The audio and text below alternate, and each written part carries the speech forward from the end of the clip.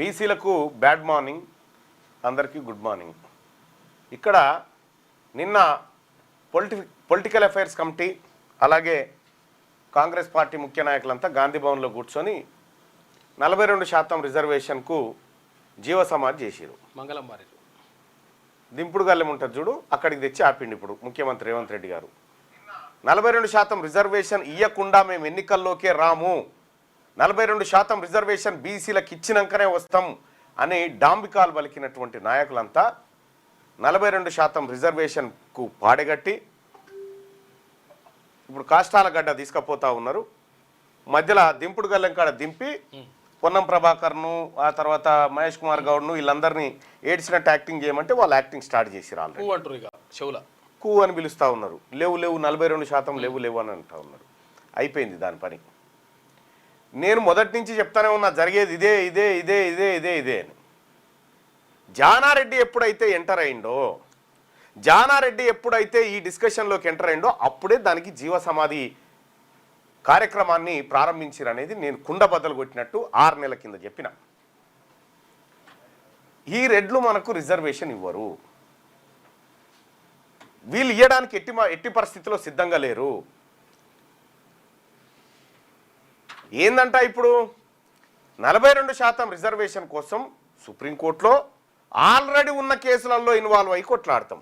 ఇప్పుడు కొత్తగా వేస్తే 42% రిజర్వేషన్ విషయం కొత్తగా వేస్తే బెంచ్ మీదకి రావడానికి లేట్ అవుతుందని వీళ్ళ చర్చనట. సిగ్గుండాలేమన్నా చెప్పడానికి.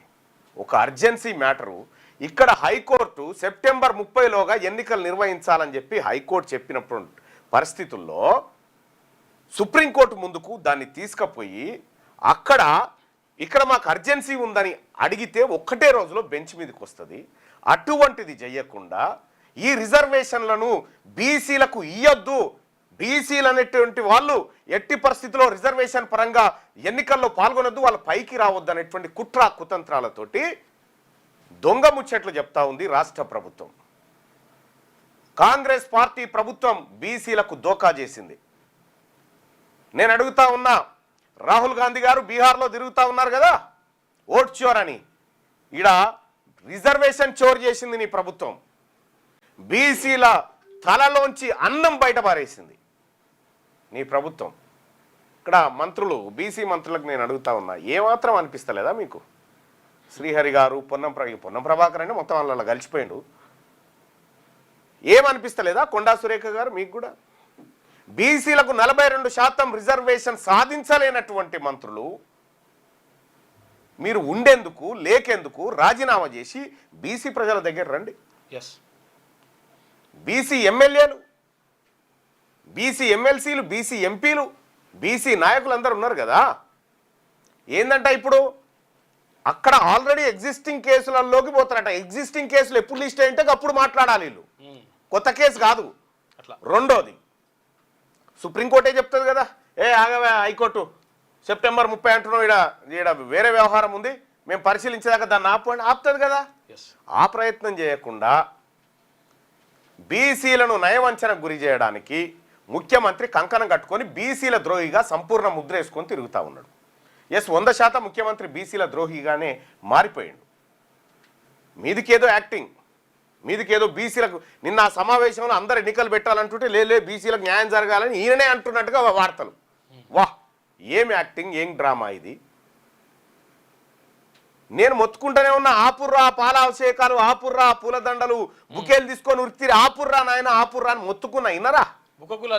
బుక్కగులాలు చల్లుకొని గజం గజం ఎగిరి దుంకి ఒక్కరన్న చేతిలో ఉన్నారా? ఏమైంది అలా? గాంధీ భవన్ ముంగడ పటాకులు కాలిస్తిరి, సచివాలయం కాడ సీట్లు వంచుకొని తింటిరి, డిసిసి ఆఫీసుల కాడ దండోర లేపిస్తిరి. అయిపోయింది. బీసీల మహనీయుడు రేవంత్ రెడ్డి అని ఆఖరికి మహేష్ కుమార్ గౌడ్ అననే అనే, ఈయన రేవంత్ రెడ్డి కాదు రేవంత్ గౌడ్ అని చెప్పే. ఈ రకంగా బీసీలను నయవంచనకు గురి చేసిన కాంగ్రెస్ పార్టీని ఏం చేయాలి? బీసీలు ఒక్కసారి ఆలోచించాలి. వీళ్ళ జీవితంలో ఏ ఒక్కరోజు కూడా కాంగ్రెస్ పార్టీ బీసీలకు రిజర్వేషన్ ఇచ్చిన చరిత్ర లేదు. ఆ రోజు ఈడబ్ల్యూఎస్ కోటాకు అనుకూలంగా ఓటేసిన చరిత్ర వీళ్ళది. కాబట్టి బీసీ ప్రజలారా, మరి ఏంది మల్లన్న, ఏం జరుగుతూ ఉంది, ఎట్లా చేద్దాము? మీరేం అధైర్యపడాల్సిన పని లేదు. తీన్మార్ మల్లన్న ఉన్నాడు తెలంగాణ రాష్ట్రంలో, బీసీ మేధావి వర్గం ఉంది, బీసీ జేఏసీ ఉంది, బీసీ ఇంటలెక్చువల్స్ ఉన్నారు, అందరం కూడా ఉన్నాం. వీళ్ళు ఈటితో కొడితే మనం పత్తర్తో ఎట్లా కొట్టానో నేర్పిస్తాం ప్రజలకి.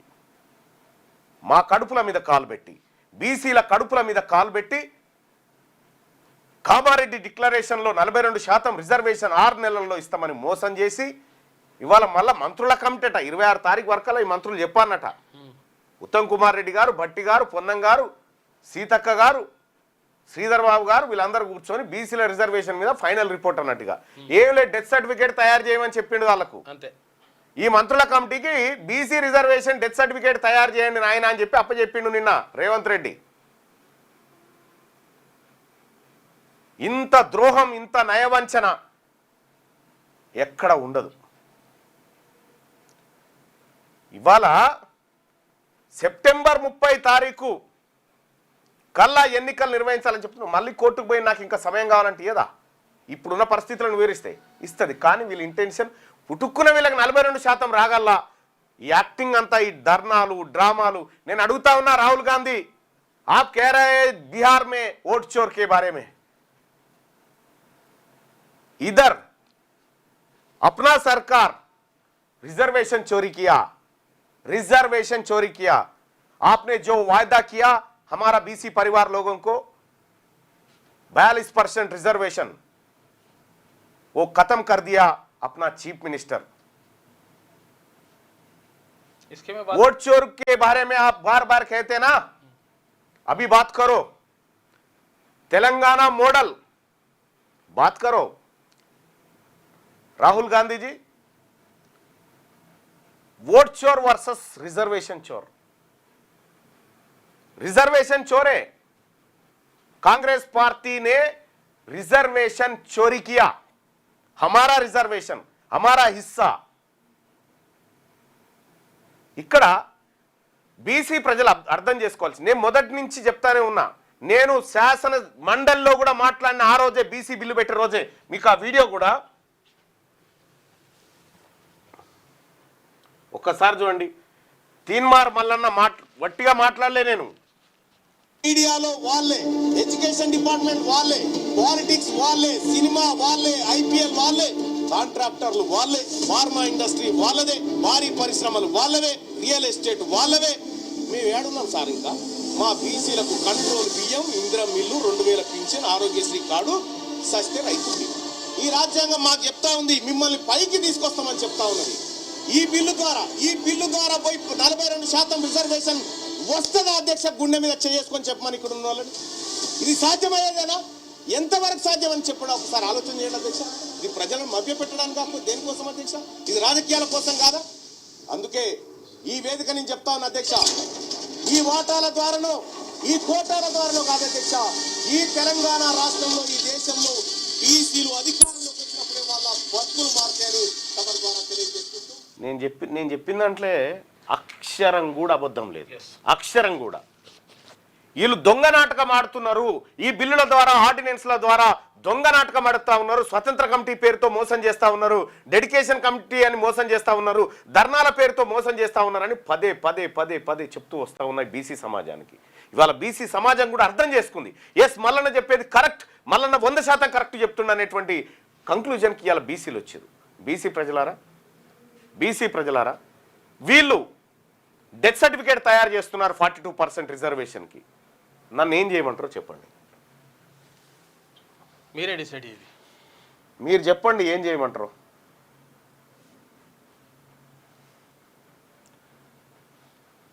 అన్నయ్య, రేవంత్ రెడ్డికి పాలాభిషేకం చేసిన వాళ్ళు ఇప్పుడు చెప్పుల దండ వేయాలి, లేకపోతే మీరే వేసుకొని ఊరేగాలని చెప్పి చెప్తా ఉన్నారు.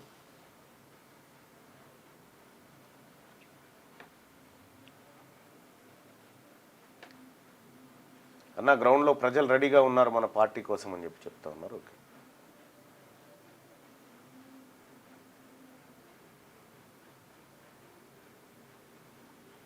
అన్న, గుడ్ మార్నింగ్. మనం బీసీ నినాదం అంటూ సంవత్సరం నుంచి పోరాడుతుంటే రేవంత్ రెడ్డి గారేమో వారి టీం సభ్యుల నుండి మన బీసీలకు మభ్యపెట్టి అందుకే ఇప్పుడు బీసీ నినాదాన్ని నీరుగారుస్తున్నారు.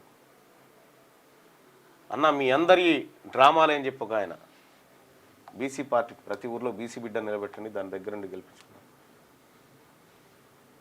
ఎస్ చరణ, నువ్వు కాంగ్రెస్ పార్టీకి డెత్ సర్టిఫికేట్ ఇవ్వంటున్నావు. 100% ఇస్తా. కాంగ్రెస్ పార్టీని, నా బీసీల కుత్క పైన కాలు పెట్టి తొక్కి చంపినటువంటి కాంగ్రెస్ పార్టీని నామరూపాలు లేకుండా ఈ ఈ ఈ తెలంగాణ గడ్డ మీద చేసి చూపెడతాం. బీసీల సత్తా ఏందో చూపిస్తాం. మీకు పుట్టగతులు, రాజకీయ పుట్టగతులు లేకుండా చేసేటువంటి పరిస్థితి ఖచ్చితంగా తీసుకొస్తాం. ఎక్కడ ఇప్పటికీ నా జాతుల్లో 89-90 కులాలకు ఇప్పటిదాకా అసెంబ్లీ ఆడుందో తెలియదు. ఎన్నో పేద కులాలు కనీసం సర్పంచ్ కూడా పోటీ చేయలేనటువంటి పరిస్థితిలో ఉంటే వాళ్ళని మభ్యపెట్టి, వాళ్ళని మోసం చేసి, వాళ్ళ ద్వారా ఓట్లు దొబ్బుకొని మిస్టర్ రాహుల్ గాంధీ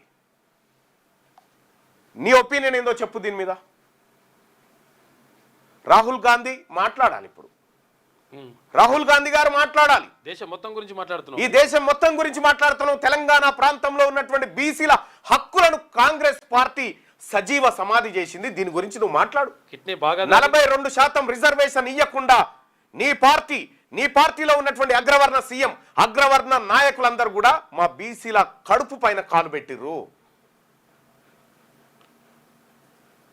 ఇది 100% అన్యాయం. కాంగ్రెస్ పార్టీ పైన బీసీ ప్రజల యుద్ధం మోగిస్తాం. ఇక ఈ పాలాభిషేకాలు, ఈ ప్రశంసలు, ఈ పూల గుత్తులు పట్టుకొని పోయినటువంటి బీసీ నాయకులకు కూడా రిక్వెస్ట్ చేస్తా ఉన్నా. అన్నా దండం పెడుతున్నా, మళ్ళా బతుకం మళ్ళా జన్మ లేదు, గుర్తుపెట్టుకోరి. ఏమన్నా చేస్తే ఈ బీసీ ప్రజల కోసం ఇప్పుడే చేద్దాం. బీసీ ప్రజల కోసం రండి.